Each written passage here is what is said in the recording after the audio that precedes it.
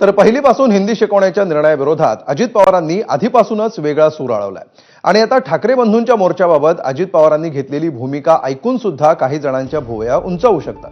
हिंदी संदर्भातल्या निर्णयाविरोधात मोर्चा काढण्याची वेळ येणार नाही यासाठी प्रयत्न करू अशी प्रतिक्रिया उपमुख्यमंत्री अजित पवारांनी दिली आहे. त्यासाठी कॅबिनेटमध्ये चर्चा करणार असल्याचंही अजित पवार म्हणाले.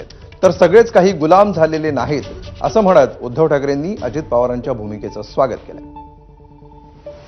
मी पण सांगितलेलं आहे किंवा माझंही मत त्याच्यामध्ये असं आहे की पहिलीपासून इंग्रजी आणि मराठी जे इंग्रजी शाळेत शिकतात त्यांनी इंग्रजी मराठी त्याचं शिक्षण घ्यावं आणि पाचवीपासून हिंदी सुरू करावं. कारण माझं तुम्हालाही सगळ्यांना माहिती आहे की जो मराठीमध्ये लिहायला वाचायला शिकतो त्याला लिहिता आणि वाचता हिंदी पण लगेच येतं. अर्थात आता त्याच्याबद्दलची चर्चा होईल आणि प्रत्येकाने त्याबद्दलचं आपलं मत व्यक्त केलेलं आहे. मोर्चाची वेळच येऊ नये असे आमचा प्रयत्न आहे.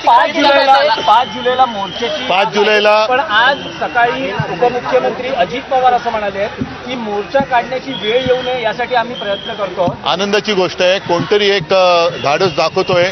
सगळेच जण गुलाम झालेले नाहीयेत. त्याच्याबद्दल